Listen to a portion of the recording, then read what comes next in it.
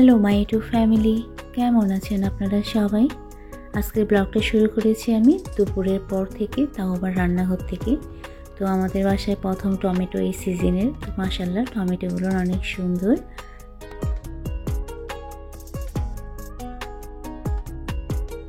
আজকে রাতে আমরা খাবো শীতের পিঠা। তো শীতের পিঠার জন্য যা যা আয়োজন করা সেগুলো নিয়ে আমি রেডি করে নিচ্ছি।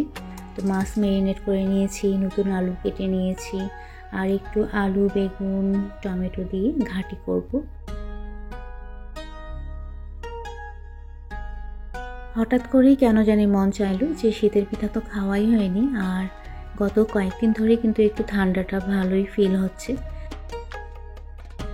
কয়েকদিন আগে আমার ছোট দেবর আর যা এসেছিল, তখন আসলে আমার ইচ্ছা ছিল যে সবাই মিলে একসঙ্গে খাবো, বাট ওরা সময় দিতে পারিনি। যদিও ওরা বলেছে যে নেক্সট ওরা যখন আসবে তখন আমরা নতুন চালের ভাপা পিঠা বানিয়ে খাবো। তো আমি এদিকে আলু টমেটো আর পেঁয়াজ এগুলো একটু ভালোভাবে ভেজে নিচ্ছি। এখনও কোনো মশলা দিইনি, কিন্তু ভাজতে গিয়ে মনে হলো যে কড়াইটা ছোট হয়ে গিয়েছে, তো আমি একটু কড়াইটা চেঞ্জ করে নিচ্ছি। আপনারা হয়তো বা খেয়াল করেছেন আমি বেশি কিন্তু পেঁয়াজ দিইনি, কারণ টমেটো দিলে বেশি পেঁয়াজ লাগে না। টমেটো আলু এগুলো দিয়ে যখন মাছ রান্না করা হয় তখন পেঁয়াজ একটু কম দিলেই হয়। তো মাছ আমি কষে রান্না করতেছি, আলু টমেটো সব কিছু মিলায় মাছটা ভালোভাবে কষে এখন পানি দিয়ে দিলাম। আর বেশ পরিমাণে ঝোল রাখবো, কারণ ভাপা পিঠাটা মাছের ঝোল দিয়ে খেতে ভালো লাগে। তো আপনাদের ডিস্ট্রিক্টে কি এরকম মাছ দিয়ে ভাপা খাওয়া হয়? অবশ্যই কমেন্ট করে জানাবেন। আর এদিকে ওই যে গুড় নিয়ে এসেছিলাম রাজশাহী থেকে, তো ভাপা পিঠা দিয়ে আমরা যা যা খাই সেগুলো নিয়ে আজকে রাখবো। তো গুড় আমি কেটে নিলাম, আর এখন যেটা বেশি পরিমাণে সেটা বক্সে রেখে দেব। আর কিছু গুড় দিয়ে তো গুড় আমি কাটতেছি না, একটা সুন্দর সেন্ট। আসলে রাজশাহীর গুড় অনেক ভালো। তো যাই হোক, বেশ পরিমাণের গুড় আমি বক্সে রেখে দিলাম, আর যতটুকু আমার লাগবে সেটাকে আমি আরেকটু ছোট করে নিচ্ছি। যেহেতু গুড় আমি ফ্রিজে রেখেছিলাম এজন্য একটু শক্ত, তা না হলে বাইরে যদি থাকে এটা কিন্তু অত শক্ত না। আর গুড়টা সত্যিই কিন্তু অনেক ভালো। তো এখন আমি গুড়ের একটা রেসিপি শেয়ার করব। খুব বেশি লাগবে না জিনিস, এখানে জাস্ট গুড় লাগবে আর দুধ লাগবে।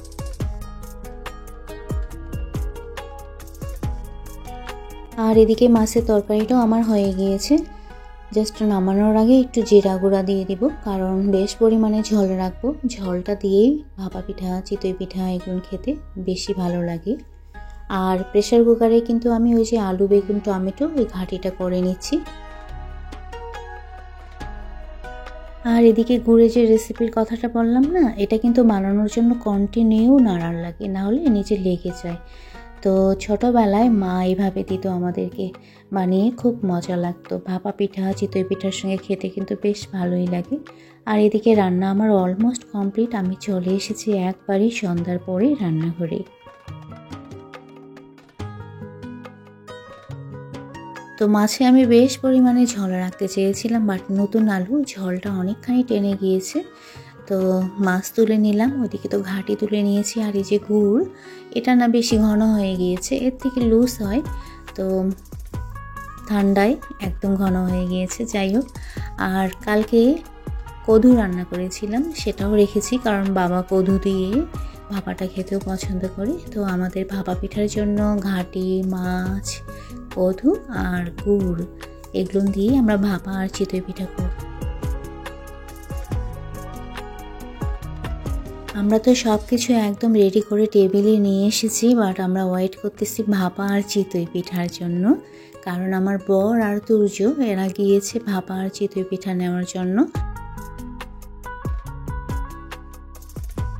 তো ওরা নিয়ে চলে এসেছে, আমি এখন টেবিলে এগুলো রেডি করে নিচ্ছি। আর বরাবরের মতো আজকেও আমি আপনাদেরকে রিকোয়েস্ট করব, যারা এখনও আমার ভিডিওটাতে লাইক করেনি প্লিজ ভিডিওটাতে লাইক করে দিয়ে ভিডিওটা কন্টিনিউ করবেন, ওকে?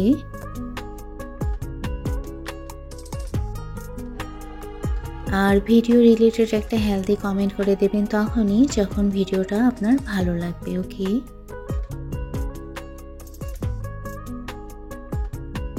আর যারা আজকে ফার্স্ট টাইম আমার চ্যানেলটা ভিজিট করেছেন, আজকের ব্লগটা যদি আপনাদের ভালো লেগে থাকে তাহলে লাইক আর কমেন্ট তো করবেন। আর এ ধরনের ডেইলি লাইফস্টাইল ব্লগ যদি আপনারা দেখতে পছন্দ করেন তাহলে আমার চ্যানেলটা সাবস্ক্রাইব করে দিয়ে আমার পাশে থাকবেন। ওকে,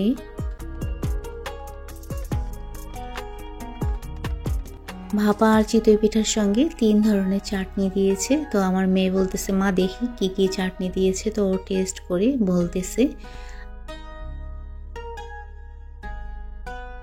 আমার বর সবাইকে তুলে দিচ্ছে, ও খুব পছন্দ করে এইভাবে সবাইকে তুলে দিয়ে তারপরে নিজের প্লেটে নেওয়া। তো আলহামদুলিল্লাহ আমরা আজকে খুব মজা করে প্রথম এই শীতে ভাপা পিঠা খেলাম আর চিতই পিঠা। আমার কিন্তু ভাপা পিঠার থেকে চিতই পিঠাটা বেশি ভালো লাগে। তো ভাপা পিঠার মধ্যে নারকেল ছিল, গুড় ছিল, তো অনেক মজা করে খেয়েছি। তো খাওয়া দাওয়ার পরে আমি যাব বাবার বাসায়, যেহেতু আমরা আজকে প্রথম ভাপা পিঠা খেলাম। তো ভাবলাম যে মাকে দেখে আসি আর একটু ভাপা পিঠার জন্য যেগুলো রান্না করেছিলাম ওগুলো একটু বক্সে করে নিয়ে এখন আমরা চলে যাচ্ছি মার বাসায়।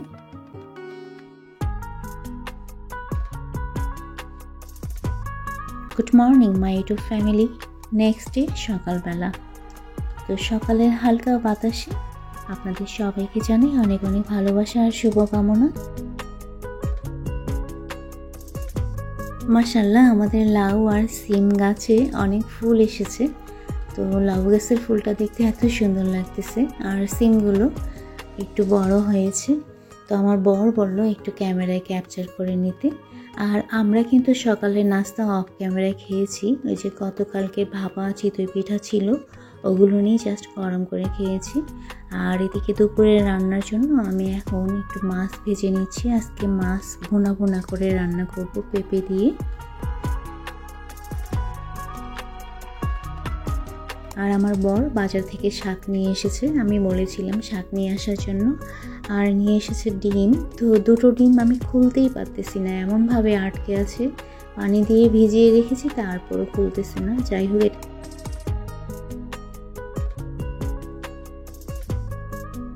তো ডিমগুলো আমি কিছুক্ষণের জন্য পানিতে ভিজিয়ে রাখলাম। আর এদিকে মাছগুলো আমি কড়া করে ভেজে নিয়েছি, কারণ এই মাছগুলো ফ্রিজে ছিল বেশ কিছুদিন ধরে। তো একটু কড়া করে এজন্যই ভেজে নিলাম, নাহলে ফ্রিজের একটা গন্ধ থাকে। আর এদিকে শাক কিন্তু আমি অফ ক্যামেরায় বেছে নিয়েছি। শীতের সময় শাক ভাজি খেতে কিন্তু খুব ভালো লাগে। তো বেশ পরিমাণের শাক ছিল আর শাকটা কাটার সময় দেখলাম যে বালি আছে, তো এই জন্য আমি নিজেই ধুয়ে নিলাম। শাকের মধ্যে বালি থাকলে ওই শাক রান্না করলে কিন্তু খাওয়া যায় না। তো শাক আমার রান্না হয়ে গিয়েছে, নামানোর আগে জাস্ট পেঁয়াজ কুচি দিয়ে আমি নামিয়ে নিলাম। স্যাম কড়াইয়ের মধ্যেই আমি মাছ দিব দেখেই তাড়াতাড়ি করে শাকটা আমি তুলে নিয়েছি। আর ওই যে বলেছিলাম পেঁপে দিয়ে ভুনা করব, আর পেঁপে টমেটো এগুলো দিলে তো পেঁয়াজ কম লাগে, জাস্ট অল্প পেঁয়াজ দিয়ে আমি পেঁপে আর টমেটো দিয়ে ভুনা করে নিচ্ছি। আর আমার মেয়ে ওইদিকে ঝাড় দিচ্ছে আর আমার বর এদিকে ফল কেটে দিচ্ছে। ফল বলতে ওই যে পেয়ারা নিয়ে এসেছিল, আমার পেয়ারা খুব খেতে ইচ্ছে করেছিল। গতকাল রাতেই আমি বলেছিলাম, তো রাত 11টার সময় আমাকে পেয়ারা নিয়ে এসে খাওয়াইছে। আর এদিকে আমার ছেলের আজকে তার ফ্রেন্ডের বাসায় দুপুরে দাওয়াত আছে, তো সে একবারই রেডি হয়ে যাচ্ছে যেহেতু আজকে শুক্রবার। গত কয়েকদিন আগে আমি পেঁপে দিয়ে তেলাপিয়া মাছ রান্না করেছিলাম, তো আমার মেয়ের ওটা অনেক ভালো লেগেছিল। তো ওই বললো যে পেঁপে দিয়ে রান্না করো। আর পেঁপেগুলো আমি আজকে আধা ভাঙ্গা করে রাখবো। আর আমি যে আস্ত পেঁপে দিয়েছিলাম না, ওটা সেদ্ধ করে দিয়েছিলাম। তো এদিকে আমার হয়ে গিয়েছে, নামানোর আগে আমি একটু ধনেপাতা দিয়ে দিলাম। আর গতকালকে লাউ রান্না করেছিলাম যে, তো লাউয়ের খোসাটা রেখে দিয়েছিলাম, তো ওটা আমি কুচি করে কেটে নিলাম। আর সঙ্গে একটু আলু কেটে নিয়েছি, ধনেপাতা, কাঁচামরিচ, পেঁয়াজ আর রসুন আর বেসন এগুলো দিয়ে আমি ভালো করে এটা মেখে নেব। আর জিরা দিয়েছি, জিরা গুঁড়া, আস্ত জিরা। তো যেভাবে আসলে আমরা পাকোড়া বানাই,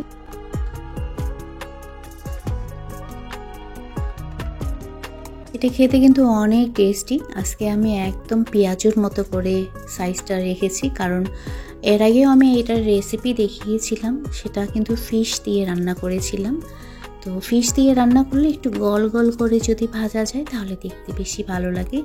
আর ডিমগুলো আমি এখন ঝুড়ির মধ্যে ঢুকিয়ে নিচ্ছি। গরম ভাতের সঙ্গে এটা শুকনো খেতেও ভালো লাগে, আবার এটাকে যদি তরকারি দিয়ে ঝোল করে খাওয়া যায় সেটাতেও কিন্তু ভালো লাগে।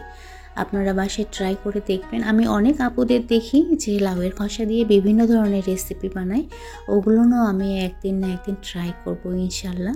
তো ডিমগুলো আমি সুন্দর করে ঢুকিয়ে নিয়েছি, আর কিছু ডিম বেঁচে গিয়েছে সেগুলো ফ্রিজে রেখে দিই। এদিকে আমি রান্নাঘরটা সুন্দর করে গুছিয়ে নিয়েছি, কারণ আমার রান্নাবান্না শেষ হয়ে গিয়েছে। আর কত বাতাস দেখেছেন বাহিরে, সেভাবে রোদ কিন্তু ওঠেনি আজকে রাতে। আমার মনে হয় কালকের থেকে বেশি ঠান্ডা হবে। যেহেতু রান্না করতেছিলাম এজন্য জানালাটা খুলে রেখেছিলাম, তো জানালাটা লাগিয়ে দিলাম। গতকালকে কাপড় ধোয়া হয়েছিল, তারপর টেবিলের ম্যাটগুলোও ধুয়ে দিয়েছিলাম আমি।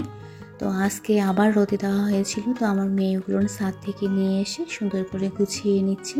এদিকে বাবাকে খাবার দেওয়া হয়েছে, বাবা বাসায় নামাজ পড়ে যেহেতু বাবার শরীর খারাপ।